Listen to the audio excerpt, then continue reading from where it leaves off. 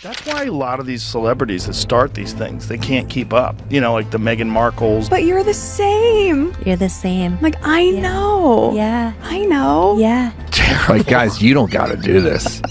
Please, I'm begging you to stop. You know, I mean, she used to be on Deal or No infiltrated? Deal. And now, Yeah. you can't. Yeah, look, she was on Deal or No Deal. Yeah, that's right. Yeah, with the briefcase. She didn't like being objectified on Deal. And did you think it was an executive position, ma'am? Meghan Markle just had a full-blown meltdown, and it's all thanks to Joe Rogan, who shredded her latest feminist stunt with surgical precision and absolutely zero patience for performative nonsense. For a bit before she met Harry. She was nothing like that. She didn't speak like that. Her mannerisms weren't like that. This is all fake. You just can't keep faking it. It's too hard. Rogan didn't just mock her, he annihilated her.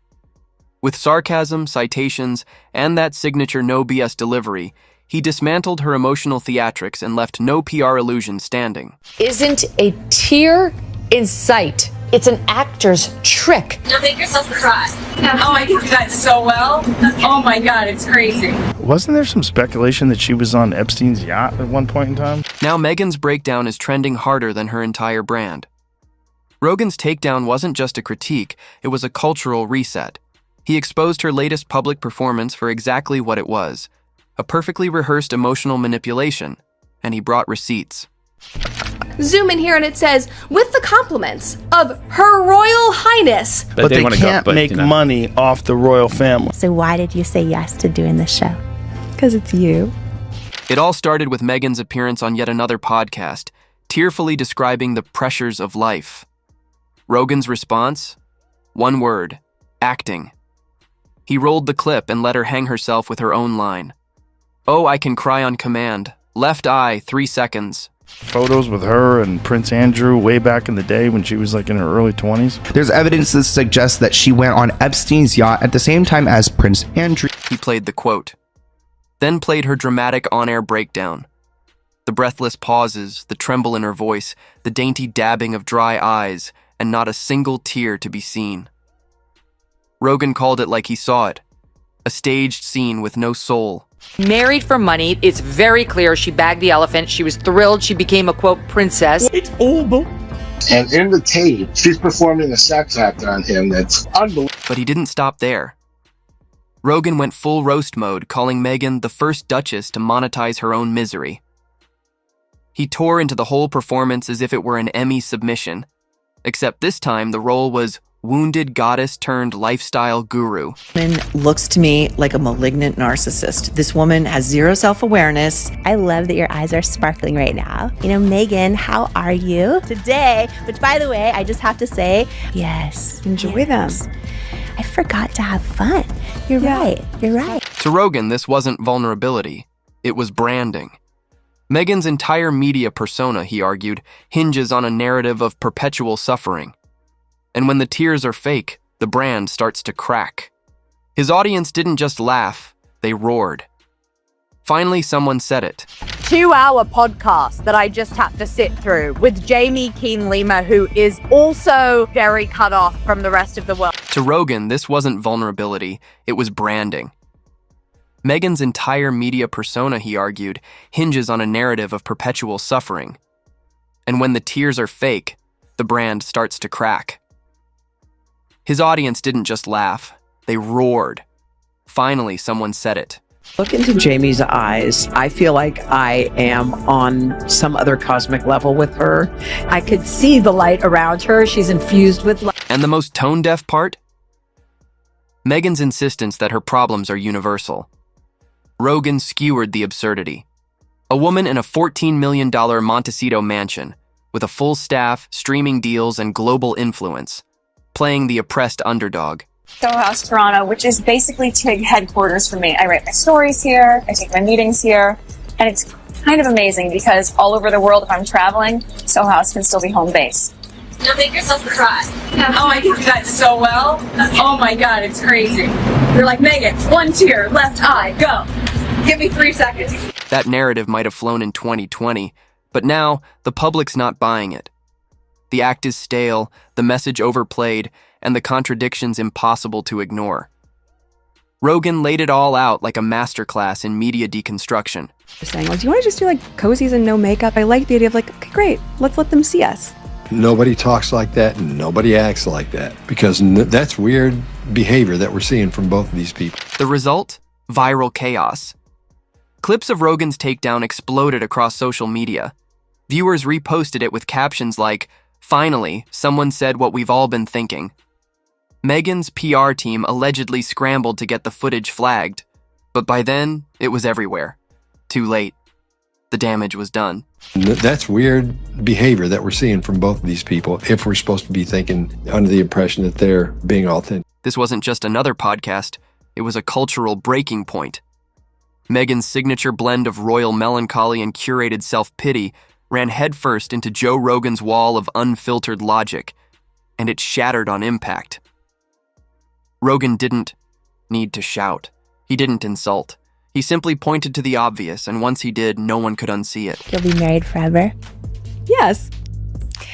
I have a letter. He's also a fox, if you haven't noticed. My husband's very, very handsome. But his heart is even more beautiful. Something's up here. See that little shoulder shrug when she said yes? Yes, yes, Did you hear how high her voice was when she said yes?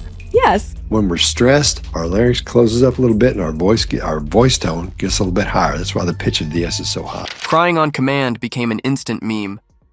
Even casual viewers who'd never followed Meghan's saga now had a punchline. TikTok lit up with users mocking the moment, tilting their heads, dabbing dry eyes, and muttering, "Left eye 3 seconds," with Oscar-worthy sarcasm. For someone who claims to crave privacy, Meghan has once again managed to place herself squarely in the internet's line of fire. Except this time, it wasn't the tabloids.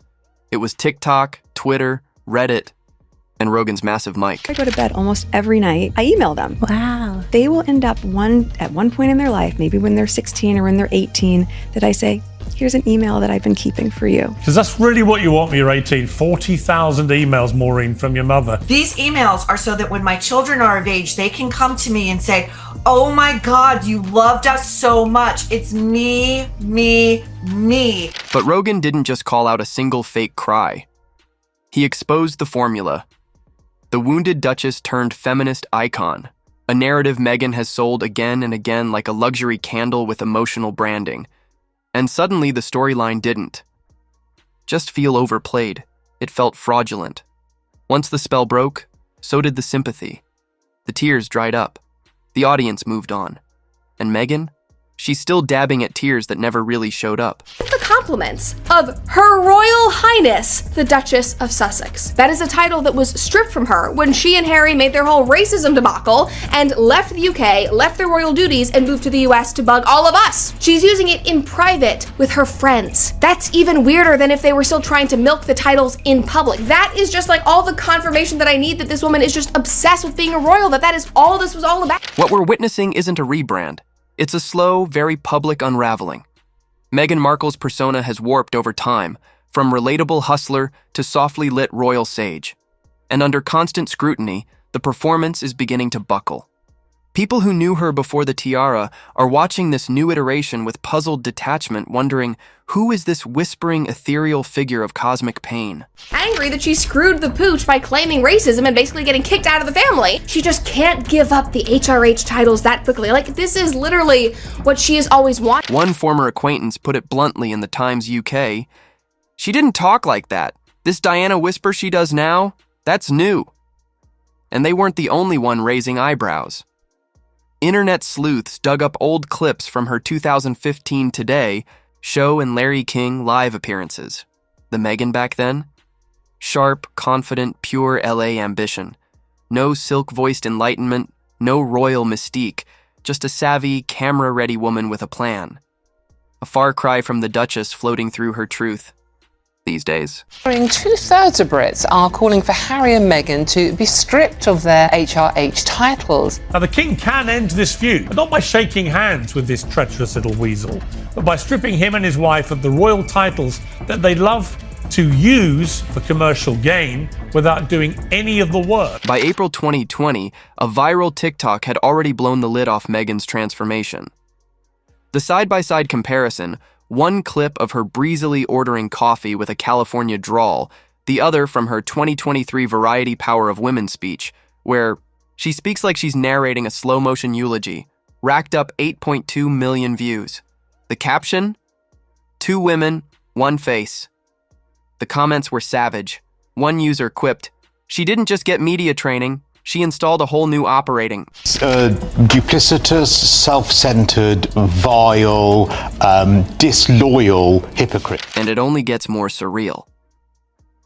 According to a leak from a former Netflix producer who worked on Meghan's scrapped animated series Pearl, the Duchess reportedly kept a set of royal rehearsal scripts, documents that outlined her phrasing, vocal inflection, posture, and emotional beats for interviews.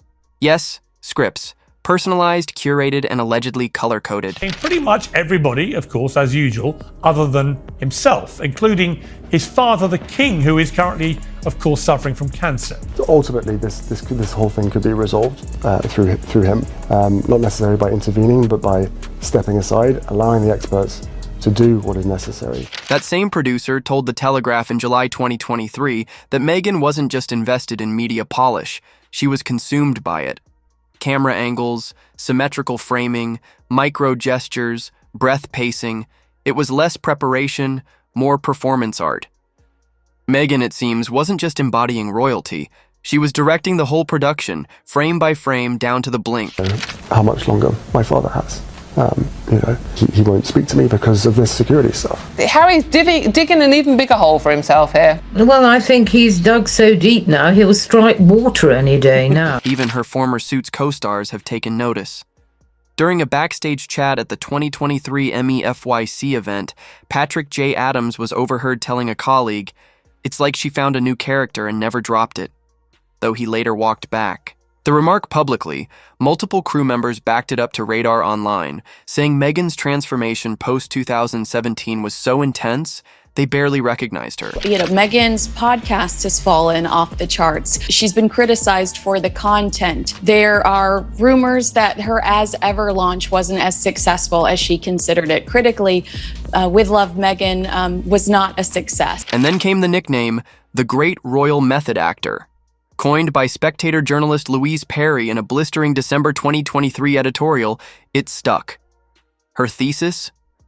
Meghan's entire public persona operates like a long-form role, equal parts, performance and projection.